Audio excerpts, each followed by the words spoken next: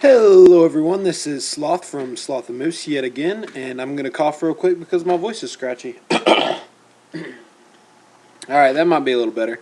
Alright guys, it's just going to be me today. Moose is not going to be along with us on this little journey today on Slothnmoose Cavern, so I'm going to introduce two players. We got Mouse Strelock, who is in the clan Mouse. It's pretty observant by me, I guess. And then Abver, who's in the clan Roxas. I know both. I've heard of both these clans, but didn't really feel like looking up the players. It just looked like a good game, so decided to cast it, and hopefully we're gonna have some good fun with it. So it is a Terran versus Zerg on Slothnmoose Caverns, and I think it's Slothnmoose Caverns. Is it Slothnmoose Caverns or Towers? I don't remember. Y'all know the name of the map before I do. I'm so bad with map names on Starcraft, even though I play it all the time.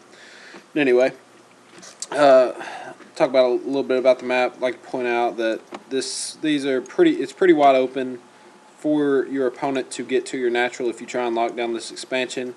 But that is the safest expand. I mean, other than that, you got either this one, which is way far away from your main, this high yield, which is even more out in the open than the regular natural, or this is normally your third, which, I mean, this is just a really unsafe map for really early. Oh, and I love seeing this kind of play right here.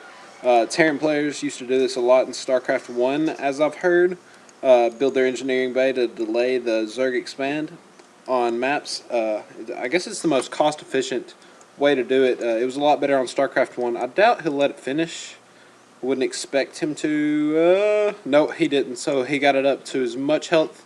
Well, not as much as he could, but pretty much as much health as the engineering bay could have without finishing, and then canceled it. I assume Abver saw this and decided to go ahead and throw down his spawning pool and his gas. So this engineering bay is doing its job so far. We do have a typical build, not like a unordinary gas from either player. So pretty standard play looking from, except this engineering bay, which is gonna probably benefit the Terran. And oh, what actually he did, he took this over here. So I was saying about this expansion right here, the normal natural being unsafe. This one is going to be very unsafe, considering, well, it is got a smaller little opening right here, but then again, you do have these rocks you'll have to break down before you can really start to hold it off as a Zerg player. So looks like we are going to see Husky's patented Destiny Cloudfist build. We are going to see maybe a 1-1-1. I don't know if he'll, maybe after this factory we'll see a couple more barracks, but more than likely we will see a starport go down eventually. Yeah, pretty standard builds from both players. We are getting Zergling speed, completely standard, almost fully saturated. I wish I was a pro, just because I love macro games, and most games that I play in like gold and platinum, against gold and platinum level players, is just, it's not very macro based, so it's not as fun. But this factory is about down, and we are seeing a tech lab, so either going to see a switch right here from these two, or we're going to see some marauders, and we are going to see the hot swap. So this expansion is down, getting his queen out right there. Get his first queen out, already out over here. He'll probably go ahead and get his second gas and start taking up, and there he does go ahead and get his hive. So maybe not going to see any roaches this game. We might just see some, at this point it's looking like probably mutiling at this point, because we do not have an early roach warren, and the baneling nest will more than likely go down after he gets his spire up. But we do have Hellions on the way. Is that what I see? We do have Hellions on the way, and they are going to be blue flames, so we're going to have one-hit Zerglings with this Hellion right here, and even on drones too. So this is going to be a very hard expansion to hold down for this Zerg player. This spine crawler, if it can get up in time, it's going to be just fine actually. So he is trying to take down these rocks, and this engineering bay did get canceled. I assume it did. If it didn't, then very bad very bad thank you. No, never mind. Just a very bad job by Starlock. And we did see the 1-1 build, so maybe some pretty early Banshees. I'm not sure.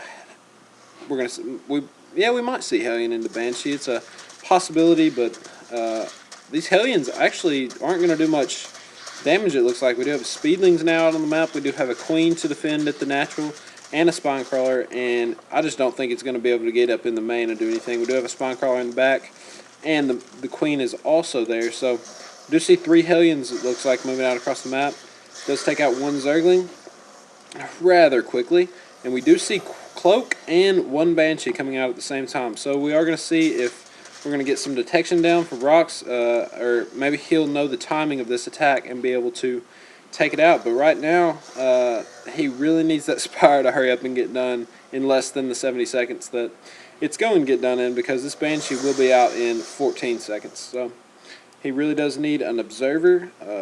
Hopefully he realizes that now he's, maybe if he sees those Hellions, he'll notice that, he'll realize, I apologize for saying my words, but maybe he will realize that it was a 1-1-1 build, and there's a pretty good possibility that there are Banshees on the way. So no expansion going down yet for the Terran. Oh, yep, take that back. And he's already getting orbital command on it. So take back what I said. I'm an idiot. And we do have this first Banshee out. Cloak is not quite done. And it looks like this Queen's... I think this Queen can... No, the Banshee's going to win that battle, but it's going to do a lot of damage to that Banshee, and this Banshee's just going to keep harassing these drones, and I would assume they would get off the line. Hopefully, he's sitting over here doing quite a bit of damage to these suckers. You see that shift click on that Banshee, the shift attacking, and Hellions going down. We do have Speedlings. These Mutas coming out. Oh man, as soon as these Mutas start coming out, it looks like it's going to be pretty fatal for Strelock. Those Hellions just weren't really able to do enough damage, it doesn't look like. And we do have this Banshee back here cloaked, but this Overseer right here is going to go down. And this Banshee should be completely voided out once that Overseer comes down, especially since there's... how many Mutas are there on the map? There are 5 Mutas on the map right now, and we should be seeing some more. So we do have a few more coming out. And there goes the Banshee. So, another Banshee over here. This is not going to be a problem for some reason he was attacking the hatchery, and this Queen is no longer attacking the Banshee. So, pretty interesting right there. We did not see a Baneling bust, or a Baneling nest. No, we did not see a Baneling nest, but we are seeing an Evo chamber. Not completely sure what that's going to be for. Maybe, I don't know. I really don't know, but you see this Zergling right here sitting under that orbital command. Just doing a really good job right there. And these Mutas are, for some reason, just flying around the map, just scouting out the entire map. Do have this 1 Banshee over here. For some reason, there's an SCV, a decent Marine force, which is actually going to do pretty well against these Mutas.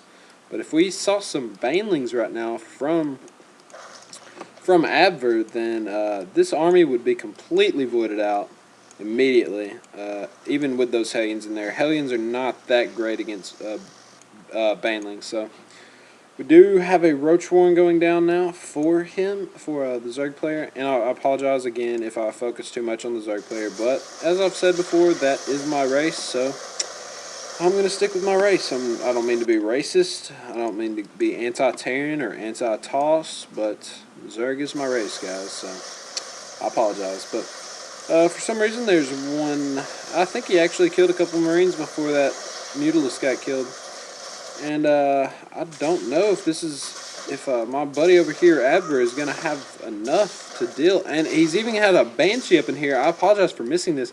He's got this Banshee up in here and no Overseer. And this Overseer finally gets in here, and they're going to be able to take out that Banshee. But this Marine Marauder ball looks pretty nasty right now. And all we really need from Abver is a Baneling nest. If he could eat a Baneling nest, 5, 6, 7 Zerglings out, and then make them into Banelings, he would be just fine against this army right here.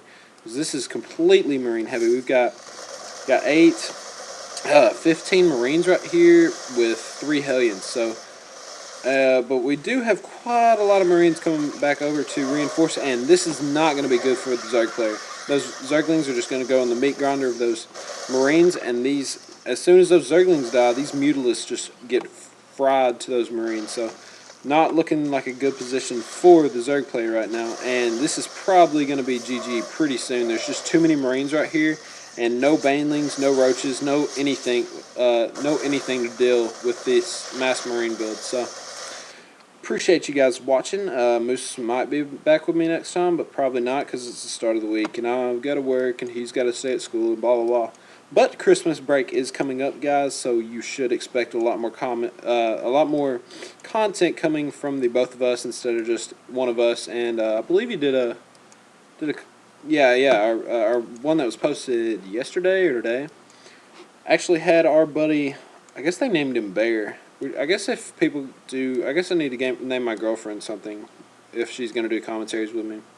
But they did was it Bear? Or, I don't know. I don't know. But he's our friend Steven, so he did a commentary with Moose the other night. I played with them a little bit, but yeah, Steven, he'll probably do some more commentaries. He's terrible at this game, but he does like to play.